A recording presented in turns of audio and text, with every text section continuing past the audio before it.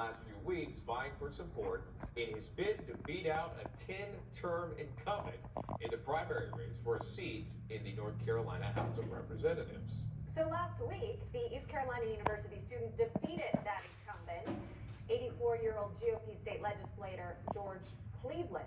Ew. So Wyatt Gable is now set to face off against Democrat Carmen Spicer in the November general election. Wyatt joins us now, again, the GOP candidate for the North Carolina State House representing District 14. Welcome, Wyatt, and thank you so much for coming on. I'm thinking back to my own time in college, had no time, spare time to run for state office. Can you talk to me about what ultimately led you to this decision to put your hat in the ring? Yeah, thanks for having me. The biggest thing was just in high school and college, all the COVID stuff was going on, and it was pretty apparent that none of it was about safety. It was just all about control. So I just remember no one really caring or trying to do anything about it. So I wanted to actually do something. So here we are now after a lot of hard work. Did you hear from State Representative George Cleveland, again serving 10 terms, a Marine Corps vet? Have you heard from him after your win? I have not, no. I've heard from a lot of other state representatives and our lieutenant governor, but not him. Well, there's a lot of headlines writing about you, and despite that, Newsweek writing about you, calling you a rising GOP star. Tampa Free Press weighing in about this as well. Daily News saying young newcomer beating longtime seat holder George Cleveland for North Carolina House seat. State Rep Cleveland has 10 terms under his belt, as you know, a decent amount of name recognition in the area. You beat him by about less than 100 votes, if that's correct. Can you talk about how you were able to pull that off?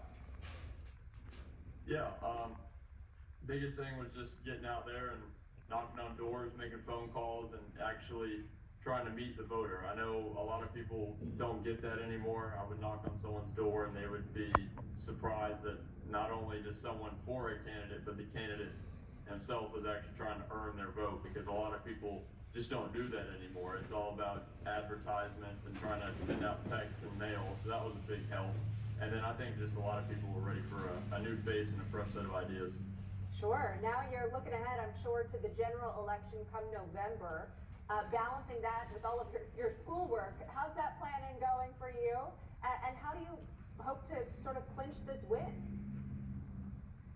Yeah, biggest thing is I'm getting a bunch of classes done ahead of time over the summer, so we have more room to operate. And come January, February of next year, then I know the school and the legislature will definitely be very helpful and allow me to go to sessions so I don't have to miss it, because the school knows I'm also here to help them. And then, yeah, we're just going to go try and win big in November and do everything we did to win the primary. Wyatt, I just have to ask you before you go here. There's a major vote happening on the floor, a TikTok ban vote, if you will. This again in Congress. But I'm curious, with your background, with your generation, would you support something like that? Again, banning TikTok. Do you see the dangers within TikTok, or is it something that again Gen Z loves TikTok, embraces TikTok? Would you be upset if TikTok got banned? What are your thoughts there? I certainly wouldn't be upset if it got banned. I don't use it. I don't trust it. And you see the dangers of it. I mean, they talk about it on the floor of Congress.